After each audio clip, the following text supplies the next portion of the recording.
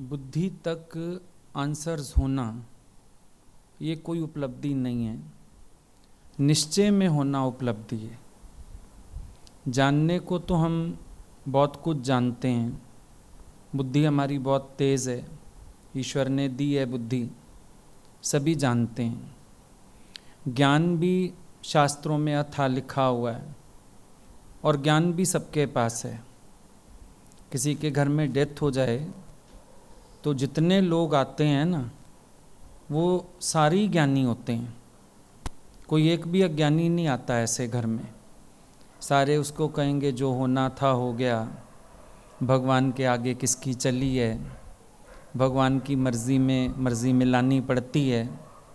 सारे ज्ञानी हैं, लेकिन फिर जब उनमें से किसी के घर में कुछ होता है, फिर ये बाकी सारे ज्ञानी वहाँ पहुँच जाते हैं और वो रोता मिलता है।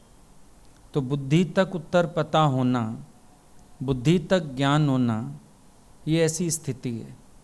बुद्धि तक हम बहुत सी चीज़ों को जानते हैं। बुद्धि तक हम ये भी जानते हैं क्रोध नहीं करना चाहिए। बुद्धि तक हम ये भी जानते हैं लोभ पाप का बाप होता है। बुद्धि तक तो हम लोग ये भी जानते हैं कि एक दिन दुनिया से चले जाना है। बुद्धि तक तो बहुत सारा ज्ञान है हमारे पास, लेकिन निश्चय ना होने के कारण इंसान क्रोध में भी वर्तता है। लालच का कारण सामने आता है तो लालच भी आ जाता है और वर्त भी लेता है उसमें।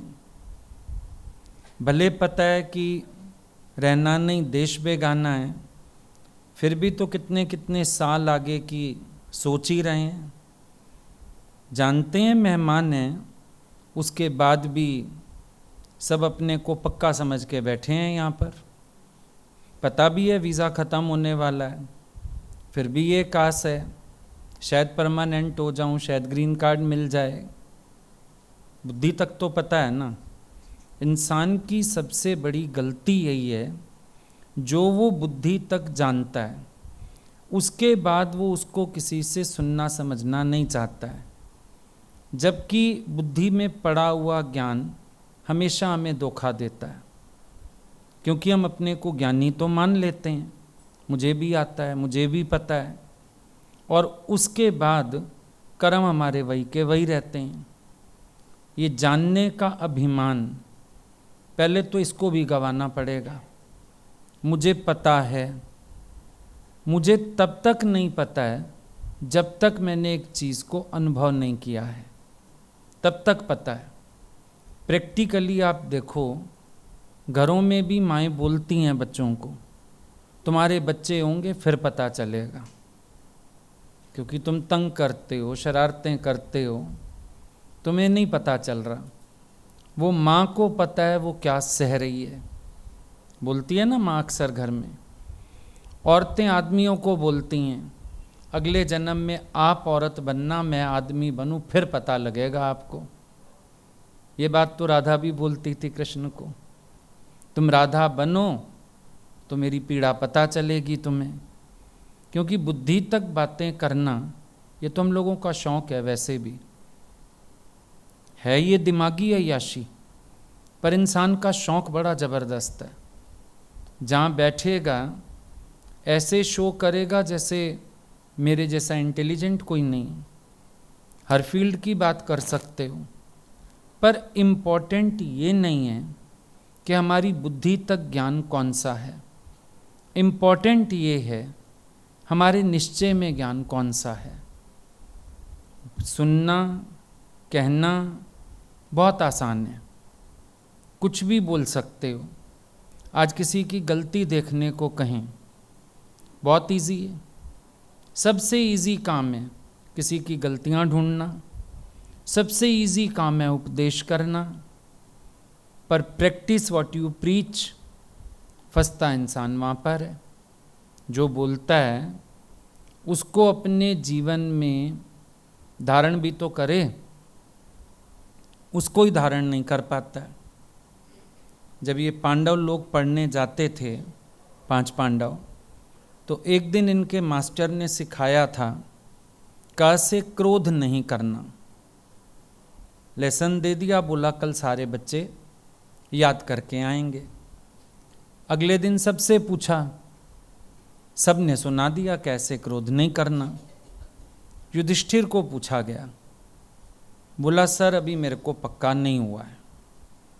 मास्टर जी को बड़ा गुस्सा आया, सबसे बड़ा है, छोटे सब याद कर आए, इसको नहीं आता है। मास्टर जी ने गुस्से में उसकी पिटाई कर दी। मार खाने के बाद कहता है मेरे को याद हो गया सबक। उन्होंने बोला क्या मार खा के सबक याद हुआ?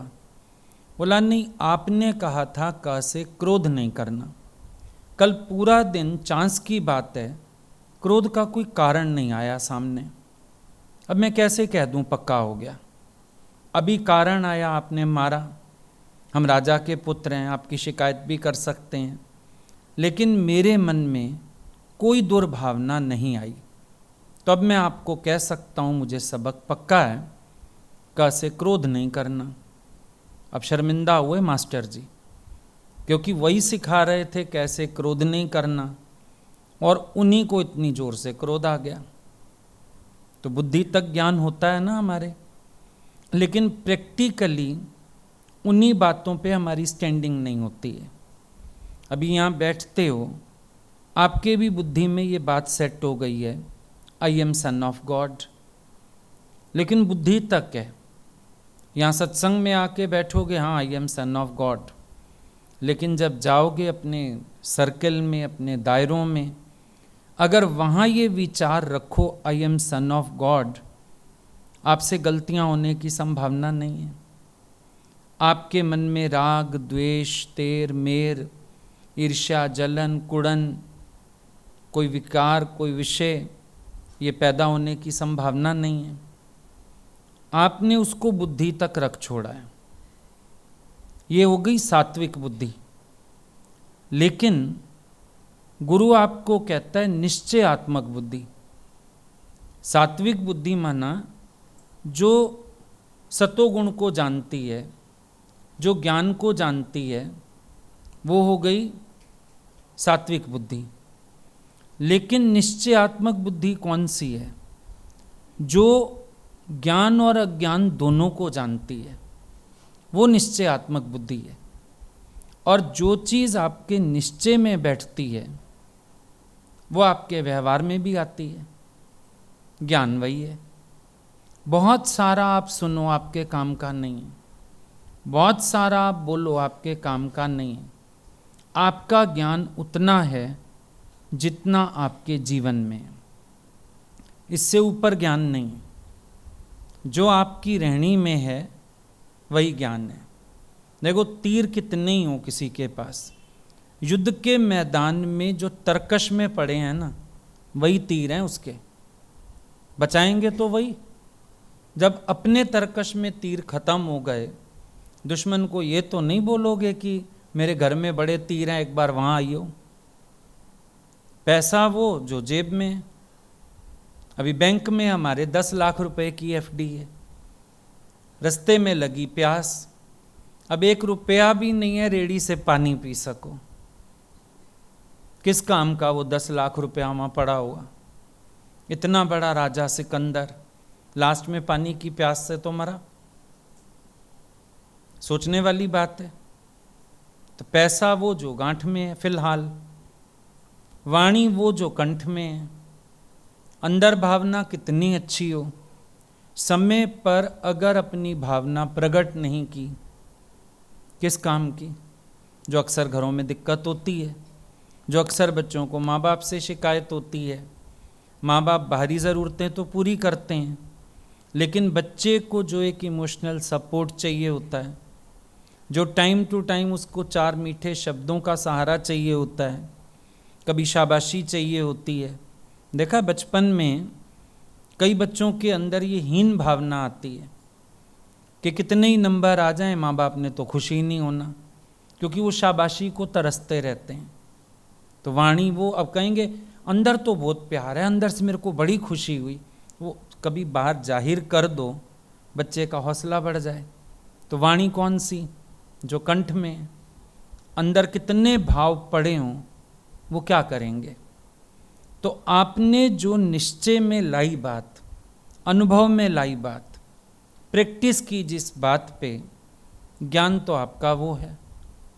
कोई आपसे पूछने नहीं आएगा आप दासी पुत्र हो या सूर्य पुत्र हो। वहाँ तो युद्ध था और कर्ण को हराने का भगवान कृष्ण ने ये तरीका खोज निकाला था, क्योंकि जैसे ही उसको सूर्य पुत्र कहते थे उसको अपनी शक्ति याद आ जाती थी और वो इतना पावरफुल हो जाता था, उसको हराना मुश्किल था। भगवान कृष्ण ने युक्ति की, इसको बोलो दासी पुत्र। अब दासी पुत्र सुनते ही वो वीक पड़ जाता था और वीक हुआ तो उसको हराना आसान हुआ। वहाँ तो चलो परिस्थितियाँ ऐसी थी, दासी पुत्र सूर्य पुत्र कहा गया। यहाँ कोई पूछने नहीं आएगा, किसी से कोई नहीं पूछ रहा हु आर यू। दुनिया के लोग तो वैसे भी नहीं जान रहे कि कोई सूर्य पुत्र भी होता है, कोई सन ऑफ गॉड भी होता है। वो तो देखते हैं आपके शरीर को और इतना ही मानते हैं सन ऑफ मैन, इससे ज़्यादा नहीं मानते वो लोग। जो भी आपके फॉर्म्स भरते हो, कुछ भरते हो, फादर्स नेम, मदर्स नेम, वो किसका, शरीर का ही सारा हाल चाल लेते हैं। यहाँ कोई पूछने नहीं आ रहा। यहाँ पर है बात, जब आप अपने निश्चय में हो तो आप आनंद में हो, जब आप अपने निश्चय से डिगते हो आपका आनंद छिन्न भिन्न हो जाता है। यहाँ तो अपने लिए बात है। आप सन ऑफ गॉड मानते हो, आप पावर में आते हो, पॉजिटिविटी में आते हो, रिलैक्स फील करते हो, खुश हो जाते हो। और जहाँ पर आप अपने को सन ऑफ मैन यानी देह करके मानते हो, आपकी शक्तियाँ क्षीण होने लगती हैं, नेगेटिविटी आपके अंदर आने लगती है, आप अपने आप को लोगों से कंपेयर करने लगते हो, आप अपने को कम और कमज़ोर फील करने लगते हो, आपकी शक्ति का ह्रास हो जाता है। बाहर से किसी ने कुछ नहीं किया, आपने क्या किया अपने साथ वो इम्पोर्टेंट है। आज कोई परिस्थिति आती है, परिस्थिति इम्पोर्टेंट नहीं है, उस परिस्थिति को एक्सेप्ट करने का तरीका इम्पोर्टेंट है। आपका वे क्या है एक्सेप्ट करने का। अब एक साधारण आदमी के पास एक सुंदर स्त्री को भेज दो, उसका मन विकारों की दलदल में चला जाएगा। रामकृष्ण परमहंस के कमरे में एक सुंदर स्त्री को नग्न करके बिठा दिया गया। 5 मिनट बाद सबने देखा वो उसके पैरों में गिरे पड़े थे। माँ आज तुम साक्षात आ गई, माँ आज तुम साक्षात दर्शन देने आ गई। अब एक व्यक्ति विश्वामित्र जैसा कहेगा मुझे मेनका ने गिराया, मुझे स्त्री ने गिराया, मेरा पतन करने वाली स्त्री है। उसके बाद कई संतों ने स्त्री का मुख देखने से इनकार किया। कई संतों ने अपने यहाँ रूल बना दिया कि हमारे यहाँ स्त्री का आना अलाउड नहीं है, कईयों ने कर दिया। अब हकीकत तो ये है स्त्री पतन का कारण है या अंदर में पड़ी हुई वासना पतन का कारण है। हकीकत तो ये देखने वाली बात है। अब उन्होंने स्त्री को ब्लेम कर दिया और अपने को ज्ञानी बना दिया। हम स्त्री का मुख ही नहीं देखते हैं। मज़ा तो तब है स्त्री सामने होवे और तुम्हारा स्त्री में मन ना जाए, बच्चा सामने होवे तुम्हें मोह ना हो, कारण बने लोभ लालच के, तुम्हारा लालच तुमसे पाप ना करवाए। बात तो ये वाली इंपॉर्टेंट है ना, क्योंकि किस किस से भागोगे संसार में। जब आपके अंदर अपना ही निश्चय स्ट्रांग नहीं है, आपकी अपने अंदर में संयम शक्ति नहीं है, आप हालतों से कहाँ तक भाग लोगे, कौन कौन सी हालत से भागोगे, कहाँ कहाँ भागोगे। और जो सन्यासी भाग भी लिए सुखी तो वो भी नहीं हो गए। एक व्यक्ति अपने कर्म क्षेत्र से भाग ले, क्या वो सुखी हो जाएगा? नहीं हो सकता है। आपको वहीं से आनंद लेना आना चाहिए ना। आपको कंट्रोल करना आना चाहिए। अब एक शिष्य ने आके गुरु से चुगली खाई, गुरुजी आपको पता है आज ना ये दूसरे शिष्य ने मेरे को पानी में धक्का दे दिया, बड़ी मुश्किल से बच के आया हूँ मैं। उसको लगा गुरुजी इसको डांट लगाएंगे, गुरुजी ने इसके मुंह पे थप्पड़ दे मारा। बोला गुरुजी उसने धक्का दिया मुझे। बोला वो ठीक है, तू नालायक कितना बड़ा हो गया, तैरना नहीं सीखा, तू तैरना सीख। तू जो मुझे ये बता रहा है कि इसने मुझे पानी में धक्का दिया, वो शिकायत मत कर, पर तू तैरना सीख। अब संसार में जितनी भी परिस्थितियां हैं आप उनकी बात मत करो, आप उबरना सीखो, आप अपलिफ्ट होना सीखो। कहाँ कहाँ से भागोगे? आंखों पे पट्टी बांध लोगे, कानों में रुई डाल लोगे और इतना कुछ भी कर लो, सारी इंद्रियों के द्वार बंद कर दो, फिर भी मन में अगर वासना पड़ी रही, कभी कभी होता है आपको भोगने के लिए इंद्रियों की जरूरत नहीं होती, आप दिमागी कल्पना से ही भोग लेते हो। दिमाग में ही आपके पुराने पिक्चर्स पड़े हैं, उनको रिवाइंड कर लेते हो। तो हलते थोड़ी भगानी है, भगाना तो अपने मन का रस है, परिस्थितियों से थोड़ी भाग जाना है, अपने ख्यालों को ठीक करना है। Change your thoughts, change your vision, change your outlook. अब जहाँ तुम्हारे विचार बदल गए, संसार भले वहीं का वहीं रहे, तुम्हें कोई फर्क नहीं पड़ेगा। पर अगर मेरे अपने विचार नहीं बदले, संसार बदल भी देंगे फायदा नहीं होगा। आदमी जूता खरीदने गया, जो उसका साइज था उस साइज का जूता भी लिया, घर आया जूता काटता है, जूता काटता है, अगले दिन चेंज करने जा पहुंचा, बदल के लाया, और अगले दिन गया बड़े नंबर का जूता लेके आया। एक हफ्ते तक जूते बदल बदल के लाता रहा, लेकिन कंफर्टेबल नहीं हो पाया। आखिर जब फिर दुकानदार के पास पहुंचा, उसने बोला जरा पैर दिखाना। पैर देखा तो पैर में कांटा लगा हुआ था। अब जब पैर में कांटा लगा हुआ है, जूते तो सारे ही डिस्कम्फर्ट करेंगे ना, चाहे पुराने वाले भी पहन ले जो आज तक कंफर्टेबल थे। करना क्या होगा? करना होगा कि पांव का कांटा निकाल दो। अब जैसे ही कांटा निकाल दिया गया, शूज तो सारे फिट आ गए उसको। बात तो ये है, अब कौन सी हालत आनंद देगी, कौन सी नहीं देगी, भगवान ने हालत पर हमारा आधार ही नहीं रखा है। एक बात विचार करना, बाहर की परिस्थितियों पर ईश्वर ने आपके आनंद का आधार नहीं रखा है। आपका आनंद आपके साथ है।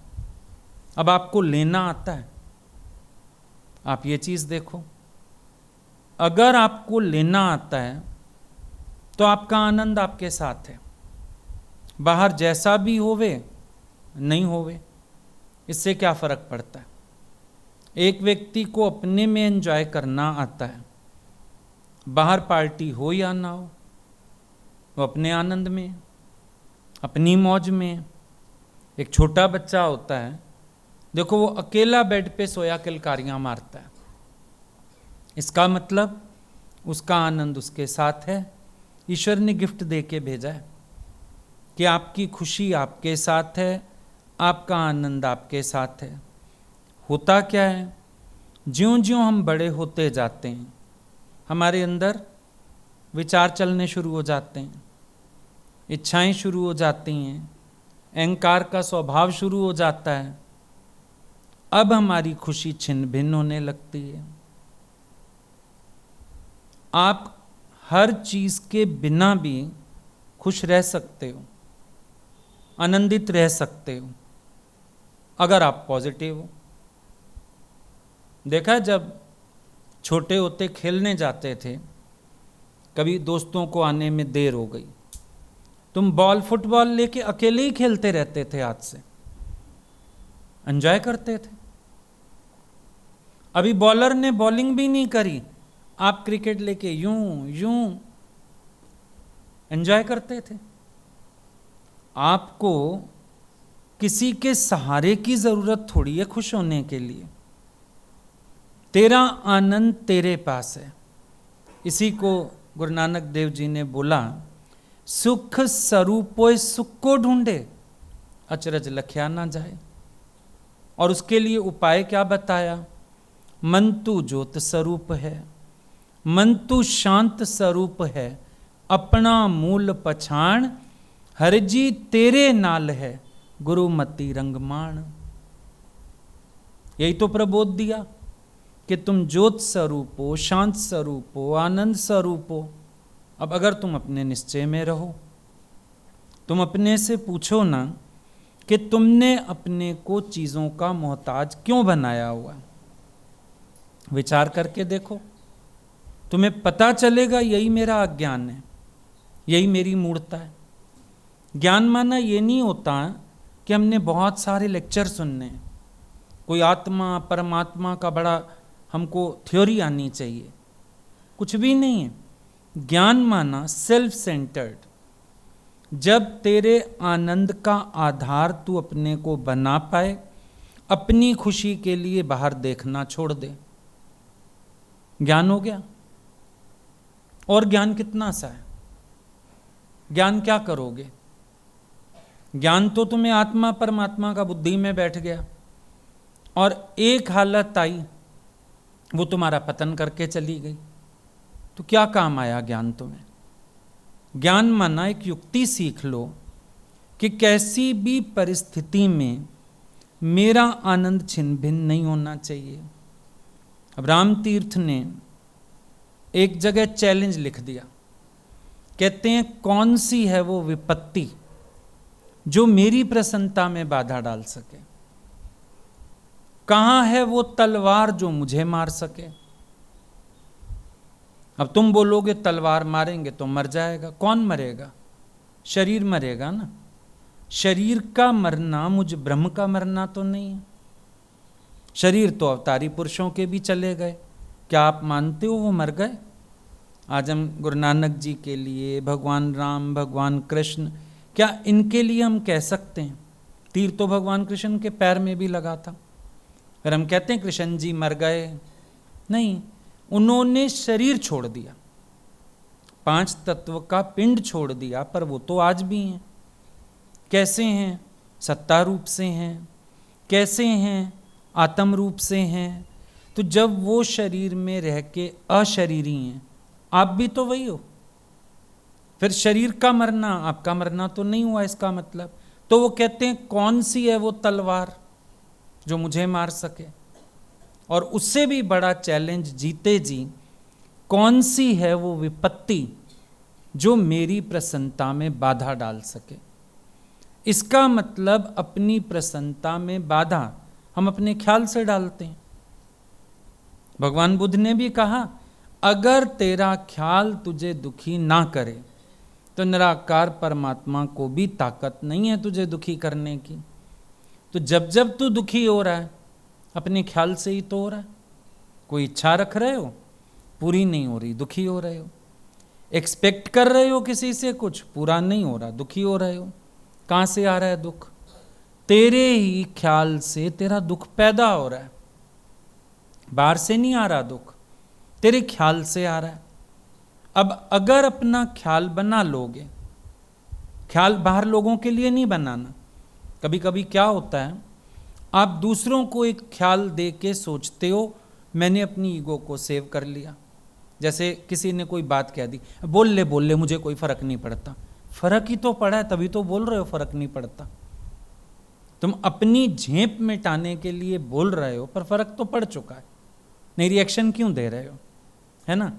अब ये बाहर बोलने से काम नहीं बनेगा, भीतर बोलने से काम बनेगा। मुझे क्या फर्क पड़ रहा है इसके कहने से? किसी के गधा कहने से मैं गधा हो गया क्या? मुझे क्यों फर्क पड़ेगा? और क्या बाकी लोग मेरे को जजमेंट करके देंगे मैं कौन हूं, मैं कैसा हूं? मैं अपने को खुद भी तो जानता हूं। अब एक अपने निश्चय में रहे इंसान, और एक दूसरों पे डिपेंड रहे। अब आप परेशान क्यों होते हो? क्योंकि आप दूसरों से सर्टिफिकेट मांगते हो, सारे मुझे अच्छा कहें, मैं गलत नहीं हूँ मुझे कोई गलत ना कहे, मैं बुरा नहीं हूँ मुझे बुरा ना समझा जाए। ये भी तो एक टेंशन है बहुत बड़ी। तुम अपनी नज़रों में क्या हो, तुम उसमें सेटिस्फाइड रहो। आज हमने कभी कोई गलत कर्म नहीं किया होता, 4 लोग कह भी देते हैं, हम अंदर सोचते हैं परमात्मा अपने आप समय आने पर सबको क्लैरिफाई कर देगा। पर अगर हम अंदर से जानते हैं हमने गलत किया, हम बाहर लोगों को चाहिए वाक्य भी बोलते रहें, ठीक है भगवान तो है, भगवान तो देख रहा है, पर अंदर वाला डर भी रहा होता है कि भगवान मुझे उस कर्म के लिए भी देखा उसने, अब इस झूठ के लिए भी देख रहा है। अपने अंदर वाले को तो बेहतर पता है। जग से चाहे भाग ले प्राणी, मन से भाग ना पाए, तोरा मन दर्पण कहलाए। भले बुरे सारे कर्मों को देखे और दिखाए। ये मन तो दर्पण है, सब पता चल रहा है अंदर वाले को। अब अगर हम इस दर्पण को साफ कर लें, हनुमान चालीसा सुना होगा, कहाँ से शुरू होता है? श्री गुरु चरण सरोज रज, निज मन मुकुल सुधार, वर्णौ रघुवर विमल यश, जो दायक फलचार। श्री गुरु चरण सरोज रज, गुरु के चरणों की रज लेके क्या करना है? निज मन, अपने मन रूपी शीशे को साफ करना है। फिर जब ये शुद्ध होता है मन, तो ये क्या करता है? वर्णौ रघुवर विमल यश, रघुवर का यश भी विमल है, उस पे मैल नहीं आता। वर्णौ, ये जबान वर्णन करने के योग्य हो जाती है। जो दायक फलचार, फिर 4 ही साधन पूरे हो जाते हैं, हालांकि भक्त को चाहिए नहीं। धर्म, अर्थ, काम, मोक्ष, 4 ही फल सिद्ध हो जाते हैं। जब हरि का विमल यश समझ में आ जाए और गान करना, माना उसमें आनंद ढूंढ पाएं, उसी में रमण कर पाएं, हर वक्त उनकी महिमा में डूबे रहें, तो 4 ही साधन सिद्ध हो जाते हैं। ये ज्ञान भी फिर अंदर का हुआ, इसका मतलब बाहर का तो नहीं हुआ। तो आपके निश्चय में क्या है, इंपॉर्टेंट तो ये बात है। आपको बुद्धि तक क्या आता है, उसका कोई यूज यहां पर नहीं है, कहीं पर भी नहीं है।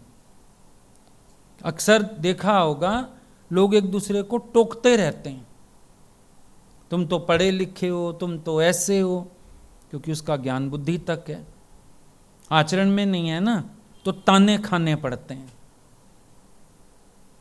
तो ज्ञान अगर आचरण में है तो कोई बात ही नहीं है, बल्कि उसको प्रशंसा मिलती है। तुम तो कहते हो हम पढ़े लिखे नहीं हैं, बात तो तूने बड़ी जबरदस्त कर दी, बड़ी अच्छी बात कर दी तूने। क्या मतलब है? आचरण बोलता है, जीवन बोलता है। अब तुम कहीं भी जाओगे, सर्टिफिकेट्स तो साथ उठा के फाइल नहीं ले जाओगे। किसी के घर भी गए हो, अगला तो तुम्हारा उठना बैठना, हंसना बोलना, व्यवहार वही देखेगा, कुछ और देखेगा? और तो कुछ नहीं देखेगा। फाइल थोड़ी ले जाओगे, मैंने ये भी पढ़ा हुआ है, मैंने ये भी पढ़ा हुआ है, देखो मेरी ये भी क्वालिफिकेशन है। अगला क्या करे? पहचाने तुम अपने आचरण से जाओगे, बस बड़ी सीधी सी बात है। आचरण से जाने जाओगे, आचरण से। पुरानी सासें नहीं बोलती थी बहुओं को, फिर तेरी डिग्रियां क्या चूल्हे में डालूं, रोटी तो बनानी नहीं आती तुझे, बोलती थी कि नहीं? अच्छा, चाम किसी को प्यारा नहीं है, चमड़ी कितनी गोरी हो, काम सबको प्यारा है। तो बात कहाँ आके टिकी? निश्चय पे आके टिकी कि आपका निश्चय क्या है, आपको कितना सारा आता है। वो तो वैसे ही फितरत है, इंसान सुनता है टन भर, बोलता है मण भर। कोई बड़ी बात है क्या? बहुत बोलता है, लेकिन रहनी में तो कण भर भी नहीं होता। फिर अब सन ऑफ गॉड किसको नहीं पता? सबको पता है। अब चाहे हम दृष्टांत बताते हैं, भाई टीचर ने पूछा क्लास में, tell me where is God, I will give you an apple. एक लड़का खड़ा हो गया, sir tell me where is not God, I will give you 2 apples. हम सबको याद है ये दृष्टांत।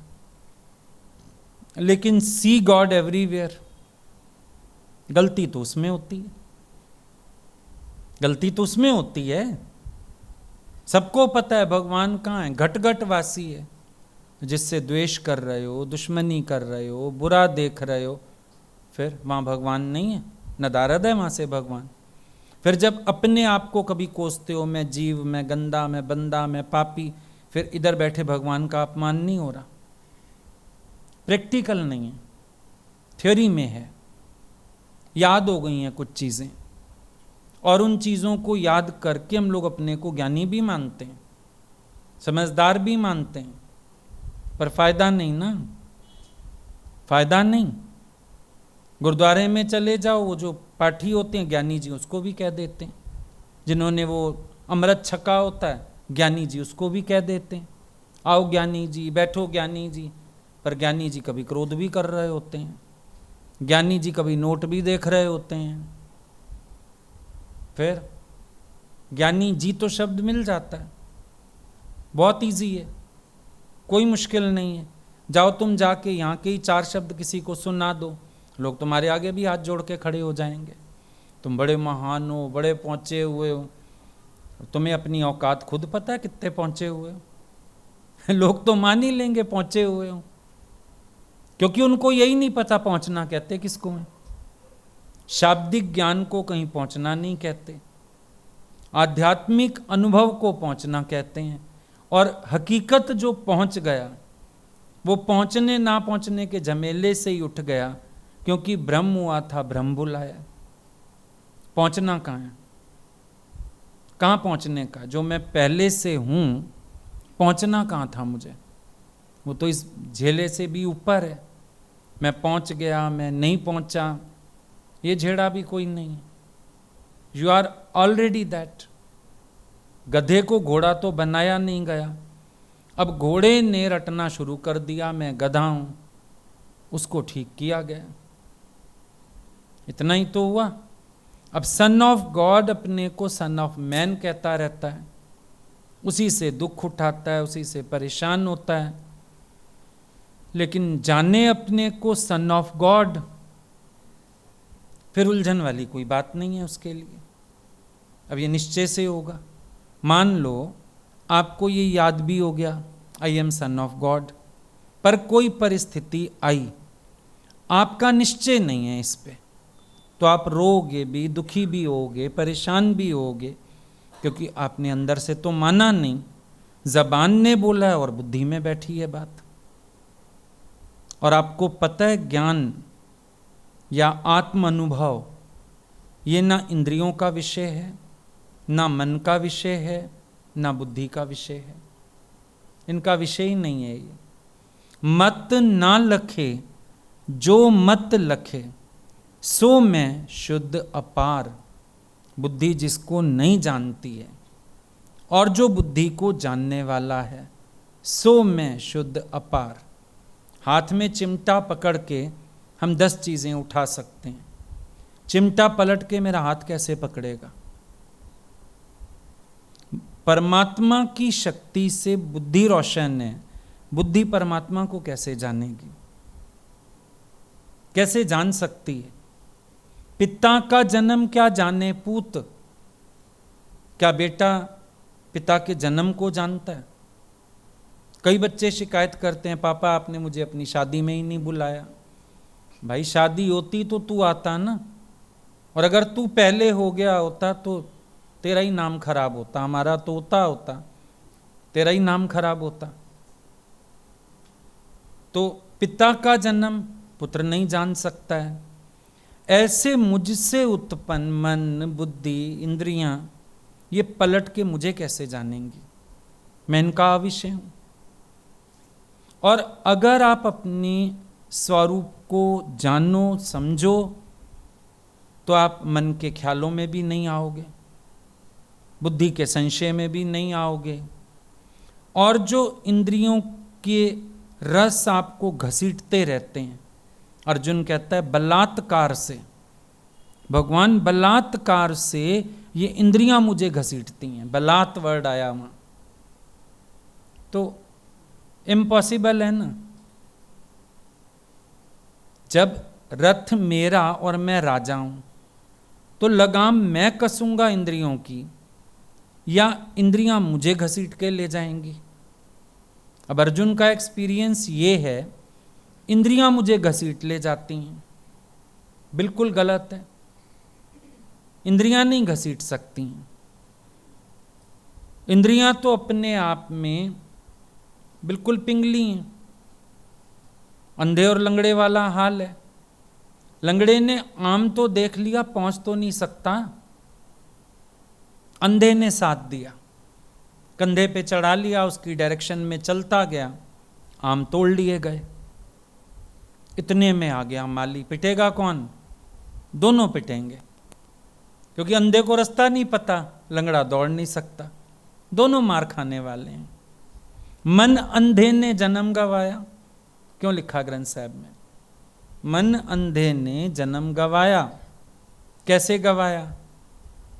इंद्रियां असमर्थ, मन अपनी जगह असमर्थ, दोनों को एक दूसरे का साथ चाहिए। अब मन लंगड़ा है, शोर तो मचा सकता है, ये रस है, ये रस है, इंद्रियां साथ दें ना। ये अंधी, वो लंगड़ा, और फिर जन्म मरण के कोड़े कौन खाता है? कर्मों के भुगतान दोनों भुगतो बैठ के। इंद्रियों में पीड़ा आती है, कष्ट मन को भी होता है। लेकिन जो साक्षी है, देखने वाला, वो इनसे अपने को अलग जानेगा और काया नगरी पर अपना राज चलाएगा। ये काया नगरी है, शरीर जो है ना, राम तीर्थ को बोलते हैं, वो बार बार कहता है मैं राम बादशाह, मैं राम बादशाह। अरे तुम कहाँ के बादशाह हो? कहता है मैं काया नगरी का बादशाह हूं। अज्ञानी जीव की काया ही उसके वश में नहीं है। सारा दिन आंख कहेगी देखिए चीज अच्छी है, उसके पीछे चल देगा, मुझे अब ये चाहिए। कान कोई शब्द सुनेंगे, आंख दृश्य देखेगी, देख रहे हो, काया ही वश में नहीं।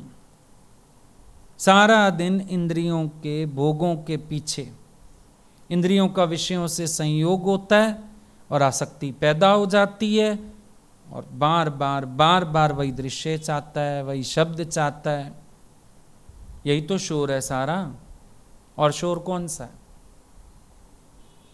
अब तू सन ऑफ गॉड है, तो अगर राजा का हुक्म चलता है, राजकुमार का भी तो चलता है।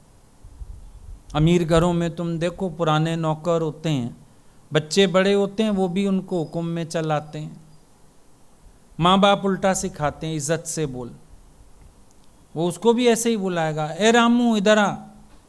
तो माँ बाप कहते हैं बेटा वो बहुत बड़े हैं, कब से हमारे घर में रामू काका बोलते हैं, प्यार से बोलते हैं, पर वो तो समझता है ना मेरा भी हक है, मेरे यहाँ मुलाजिम है अगला। जब तुम सन ऑफ गॉड समझते हो अगर अपने को, तो ये सारा शरीर, ये सारी इंद्रियां, ये मन, ये बुद्धि, सब तेरे यहाँ मुलाजिम रखे हुए हैं ना। राज तो तेरा चलेगा, या ये तेरे ऊपर राज करेंगे?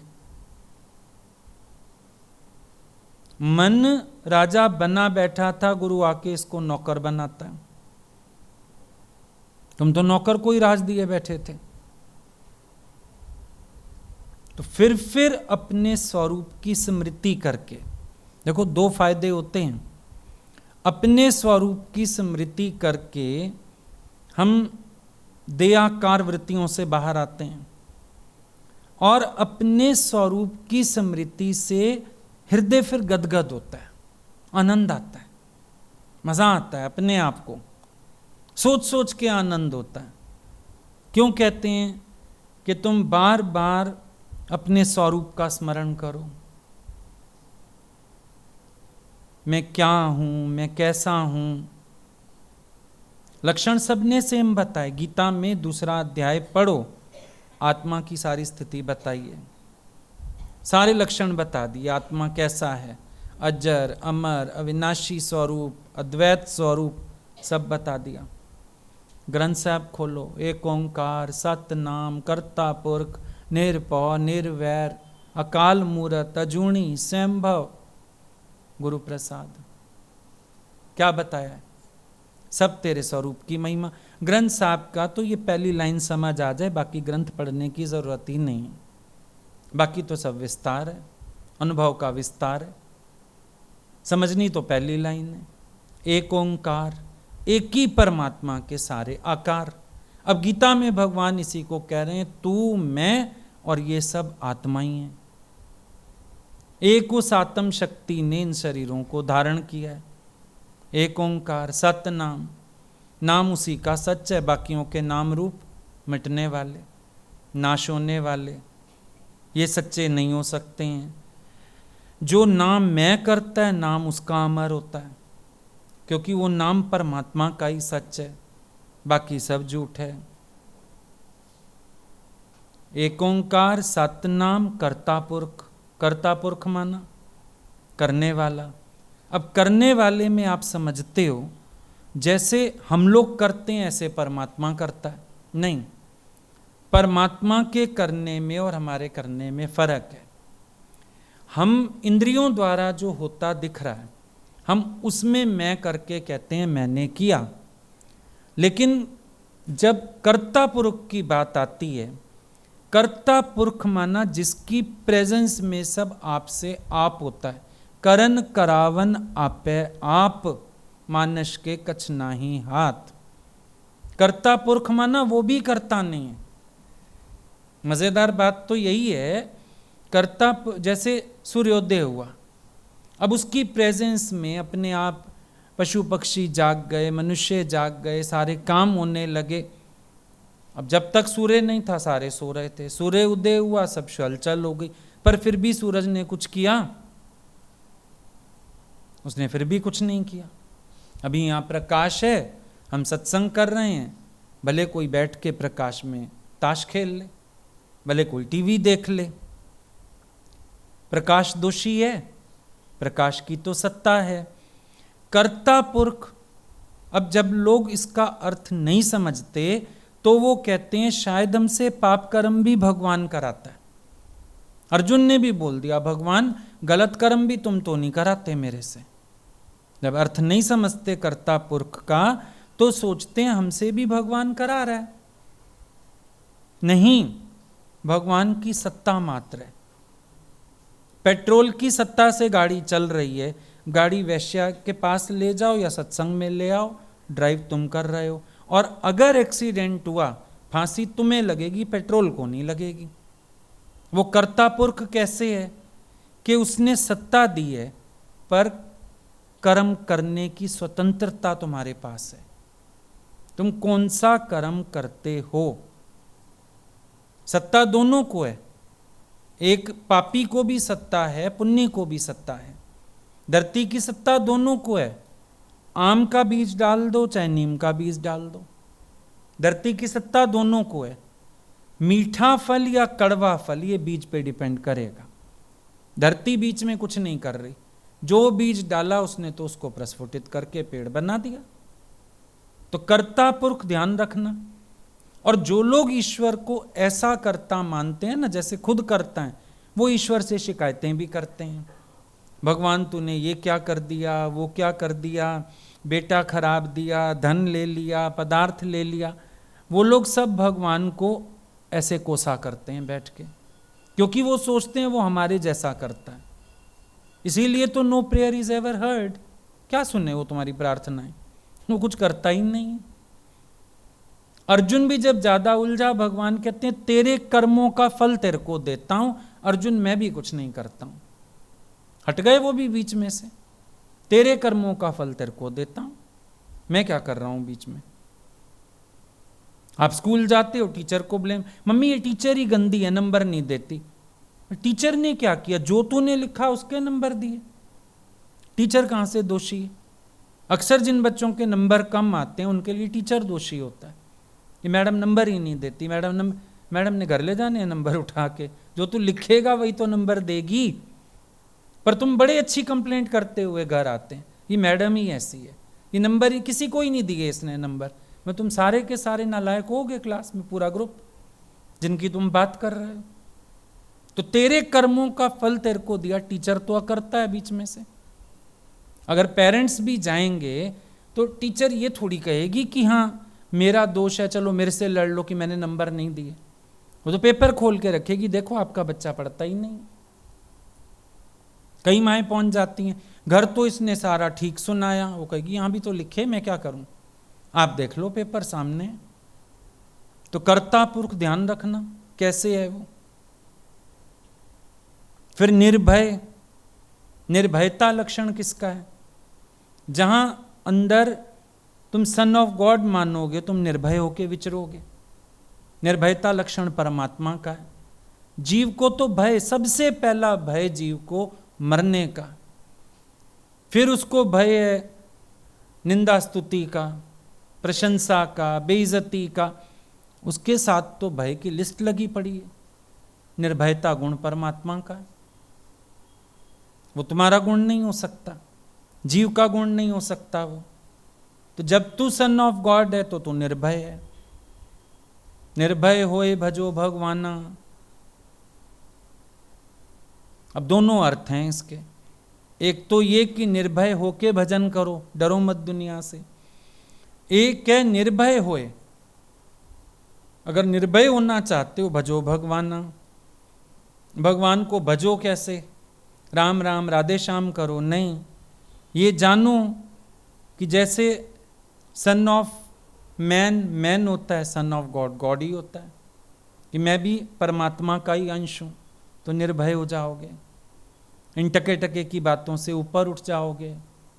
ये मान, ये अपमान, ये निंदा, ये स्तुति, ये लेना, ये देना, बेकार की बातें हैं सारी की सारी। उपरामता होगी इससे। निर्भय, निर्वैर। अब वैर कब पैदा होता है? जब किसी से कुछ एक्सपेक्ट करते हो, तुम्हारे अकॉर्डिंग नहीं होता, वैर आ जाता है मन में। सीधी बात है, द्वैत में वैर है। दूजा देखो तो वैर विरोध पैदा होता है। निर्वैर परमात्मा का लक्षण है। कैसे है? जब सबना जिया का एक कोई धाता, निर्वैर अपने आप हो गया। सरव में जोत जोत है सोई, तिस जोत ते होंदियां चानन, चानन सर्व हुई। गुरु साखी जोत प्रगट हुई। अब दिए अलग अलग हो सकते हैं, काले, सफेद, लाल, एक मुंह वाले, चार मुंह वाले, कई तरह के दिए हो सकते हैं, पर जोत वो तो एक सॉरी वो तो एक है। अब जो जानता है कि सबना जिया का एक कोई धाता, वैर किससे करेगा? ये भी मैं हूं, ये भी मैं हूं, ये भी मैं हूं। चलो मैं हूं नहीं समझ में आता, इधर भी घट में भगवान है, इधर भी तत्व दृष्टि से देखो, अगर वही जोत है सबके अंदर व्यापक, वैर किससे? कोई वैर ही नहीं। अकाल मूर्त, काल किसको आएगा? शरीर को आएगा, लेकिन धारण करने वाले को तो नहीं आ सकता। अज्ञान में भी लोग कर्म ऐसे करते हैं। अब एक व्यक्ति मर जाता है, 17 दिन तक उसका वो क्रिया कर्म सब चलता रहता है। जाने वाला तो चला गया, अब कैसे? अब कैसे? इसका मतलब तुम कहीं ना कहीं उसको प्रेजेंट मान रहे हो। शरीर तो तुम 2 घंटे में जला के आए, अब उसके निमित्त जो इतना कर रहे हो, यानी तुम जानते हो ना वो है।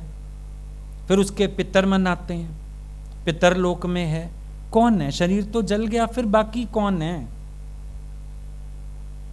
यानी कोई है जो अजूनी, जो जन्म मरण से रहते है।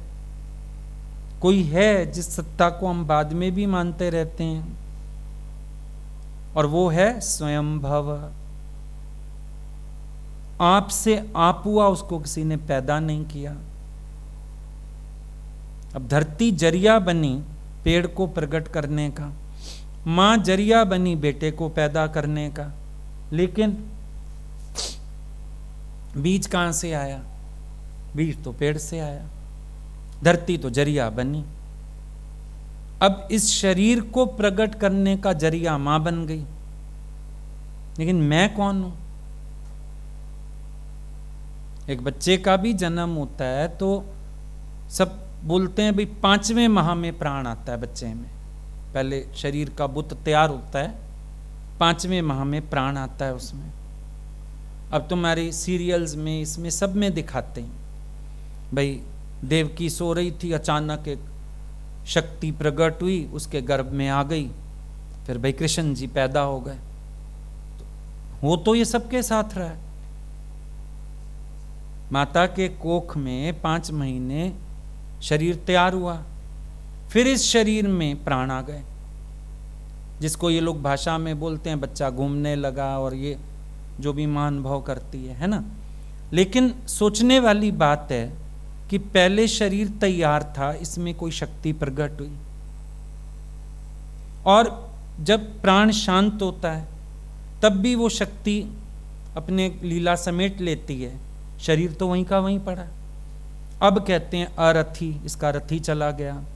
अब कहते हैं मुर्दा, इसको फूंक के आओ।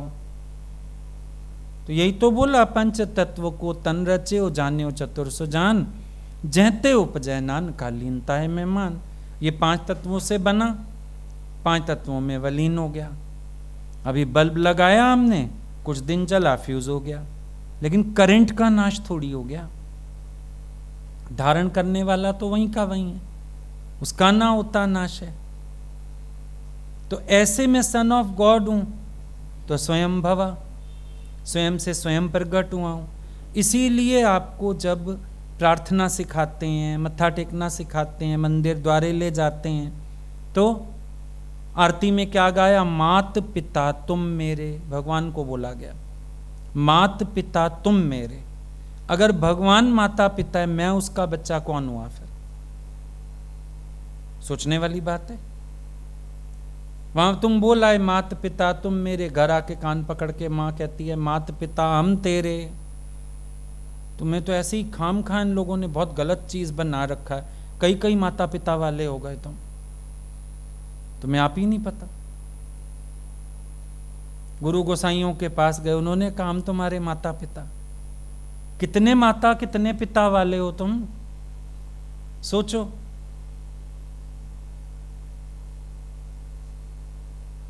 विचार करो ना। अरदास गाते हो, तू ठाकर तुम पे अरदास, जियो पिंड सब तेरी रास। तुम मात पिता हम बालक तेरे, तुमरी कृपा में सुख घनेरे। फिर जो असली माता पिता है उसको जान रहे हो? सांसारिक माता पिता का बल लेके भागते हो। कोई पुलिस वाला पकड़ ले ना, ओए तेरे को पता है मेरे पापा डीएसपी हैं, फलाने हैं। कभी बोला तुझे पता है मेरा परमात्मा मेरा माता पिता?